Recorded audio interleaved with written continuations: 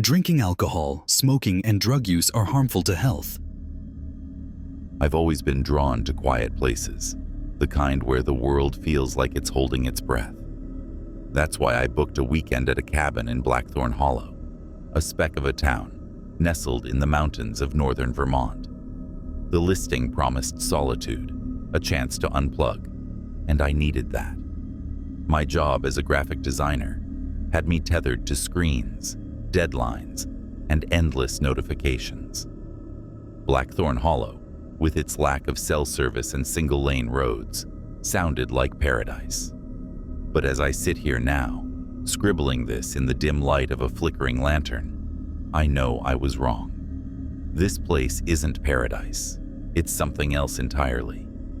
The drive up was uneventful, though the road twisted like a snake through dense pines that seemed to lean in, their branches scraping the roof of my beat-up hatchback. The GPS cut out about 10 miles from the town, but the directions were simple enough. Follow the road until you hit the sign for Blackthorn Hollow, then take a left at the old mill. I found the sign, weather-beaten, barely legible, and made the turn. The mill was a crumbling relic, its wheel frozen in place, covered in moss so thick it looked like green fur. The air was heavy, damp, and the first wisps of fog curled around my tires as I pulled into the town. Blackthorn Hollow wasn't much to look at. A general store, a gas station with one pump, and a scattering of houses that looked like they'd been built a century ago and left to fend for themselves. The cabin I'd rented was a mile out, perched on a ridge overlooking a valley so deep it seemed to swallow the light. The owner, a gruff man named Amos, who met me at the general store to hand over the keys, didn't say much.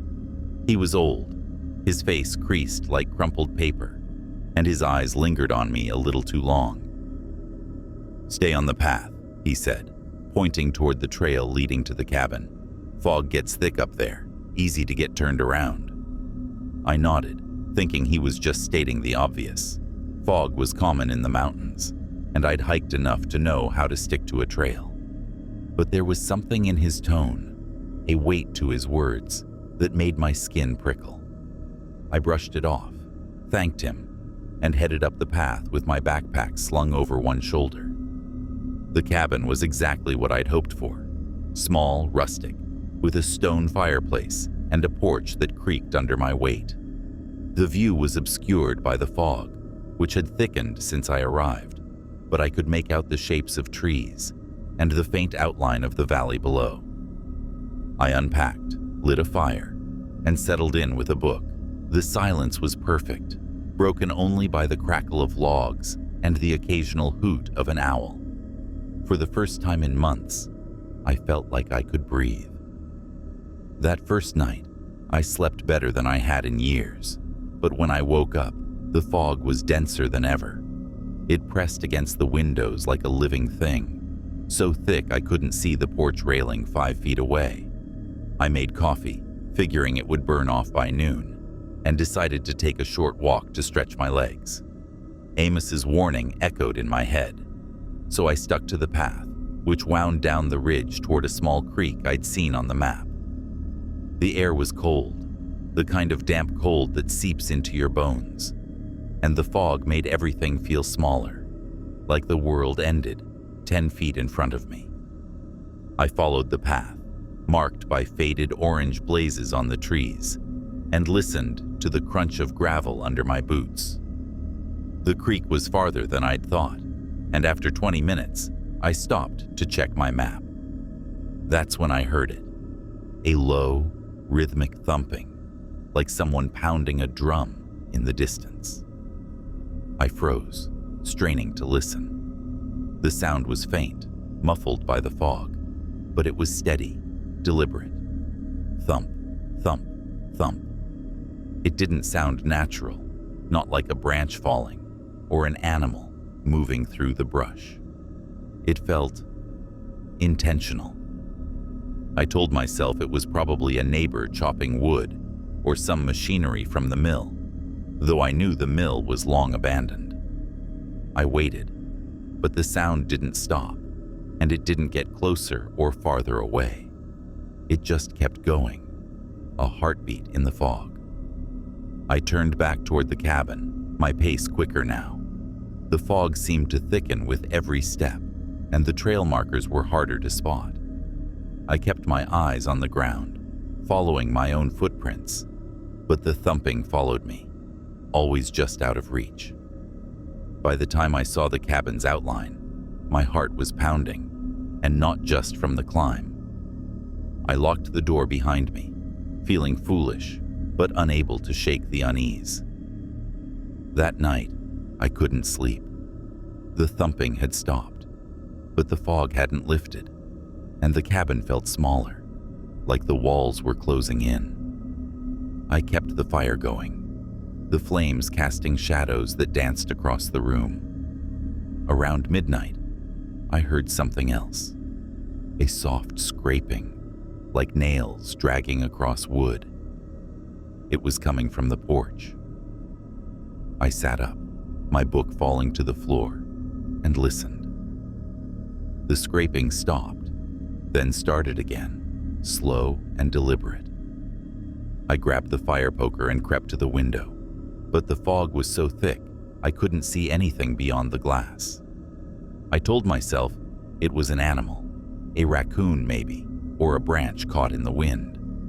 But there was no wind, not even a breeze, and the fog hung still, heavy as a shroud.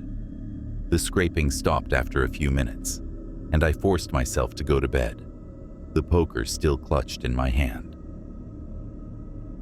The next morning, the fog was worse. It wasn't just thick, it was oppressive, like breathing through a wet cloth. I checked the porch for signs of whatever had made the noise, but there was nothing. No scratches, no tracks, just the warped boards and a thin layer of damp leaves. I decided to head into town for supplies, hoping the walk would clear my head. The path to the general store was straightforward, but the fog made it feel like I was walking through a dream, every sound muffled, every shape distorted. The store was empty except for Amos, who was stacking cans behind the counter. He looked up when I walked in, his eyes narrowing. "Fog's bad today," he said, as if I hadn't noticed. "Yeah," I replied, grabbing a basket. "Heard some weird noises last night. Scraping, like something was on the porch." His hands paused, and for a moment, he didn't look at me. "Animals," he said finally. "They get curious." I nodded, but his tone was off, like he was reciting a line he didn't believe. I bought some food, a flashlight, and extra batteries, then asked, "Ever hear a thumping sound out there? Like a drum?" Amos froze, his hand halfway to the register. "You heard that?" "Yeah. Yesterday. On the trail." He didn't say anything for a long moment, just stared at me, his eyes dark and unreadable. Then he leaned in, his voice low. "Stay inside tonight. Lock the doors. Don't go out, no matter what you hear." I laughed, thinking he was messing with me, but his face didn't change. "What's out there?"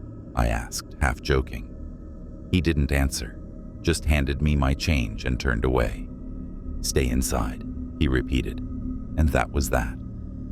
The walk back to the cabin felt longer, the fog so dense I could barely see my own feet.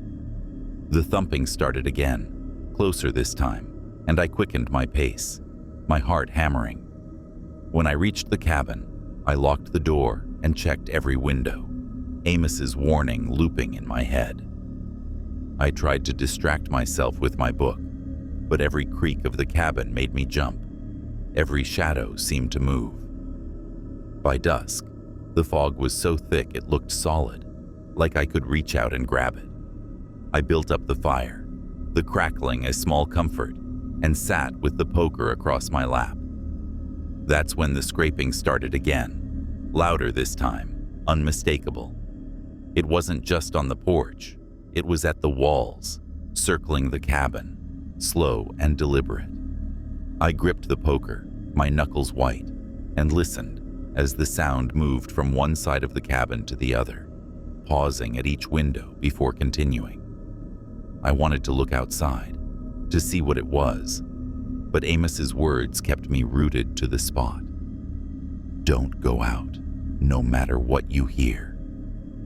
The scraping stopped after what felt like hours, and the silence that followed was worse. It was heavy, expectant, like the air itself was waiting for something to happen. Then I heard the voice. It was faint, barely audible, like a whisper carried on the wind. "Help," it said, soft and pleading. "Please, help me." I froze, my breath catching in my throat. The voice was human, female, and it sounded like it was coming from just beyond the porch. My first instinct was to run to the door, to help whoever was out there. But something stopped me. The fog, the thumping, the scraping, it didn't add up. No one could be out there, not in that fog, not at this hour. "Help," the voice said again, closer now, almost at the door. My heart pounded, and I gripped the poker tighter, my palms slick with sweat. I wanted to call out, to ask who it was, but my throat felt like it was closing up. The voice came again, and this time it was different, sharper, almost mocking. "Help me." The doorknob rattled. It was a small sound, but it hit me like a gunshot. I stared at the door, my whole body tense, waiting for it to move again. It did, a slow, deliberate twist, like someone was testing it. The lock held, but the rattling continued, growing louder, more insistent. I backed away, my eyes darting to the windows, expecting to see a face pressed against the glass. But there was nothing, just the fog, endless and unyielding. The rattling stopped, and the silence returned, heavier than before. I didn't sleep that night. I sat by the fire, the poker in my hands, listening for any sound, any sign of what was out there. The voice didn't come back, but the thumping started again just before dawn, faint and distant, like it was calling me back to the woods. When morning came, the fog hadn't lifted. If anything, it was worse. A gray wall that seemed to pulse with a life of its own. I couldn't stay in the cabin another night, not after that. I packed my bag, my hands shaking, and headed for the car. The path to town felt different, the markers harder to find, and the thumping was louder now, coming from all directions, like the forest itself was alive. I reached the general store, my breath ragged, and found Amos behind the counter. He didn't look surprised to see me, just tired, like he'd been expecting this. "What's out there?" I demanded, my voice louder than I meant it to be. "What's in the fog?" He sighed, his shoulders slumping. "You heard her, didn't you?" I nodded, my mouth dry. The voice, she was calling for help. Amos looked away, his jaw tight. "She's not what you think. She's old, older than this town. She's been here longer than any of us." "Who is she?" I asked, my voice barely a whisper. He shook his head. "Don't matter what she is, only matters what she wants. She calls, and if you answer, you don't come back." I stared at him, waiting for more, but he just handed me a map, a different one than the one I'd used to get here. "Take the back road out," he said. "Don't stop, don't look back, and whatever you do, don't answer her." I left the store, my legs shaky, and got in my car. The fog was so thick I could barely see the hood, but I followed the back road, my hands gripping the wheel. The thumping followed me, louder now, and the voice came again, clearer than before. "Help me," it said, and this time it was inside the car, right behind me. I screamed, swerving, and slammed on the brakes. The voice laughed, a low, guttural sound that made my skin crawl. I floored the gas, the car lurching forward, and didn't stop until I was out of Blackthorn Hollow, the fog finally thinning as I hit the highway. I'm home now, safe, but I can still hear the thumping sometimes, late at night when the world is quiet. And the fog, every time it rolls in, I lock my doors and check my windows, because I know she's still out there, waiting for me to answer.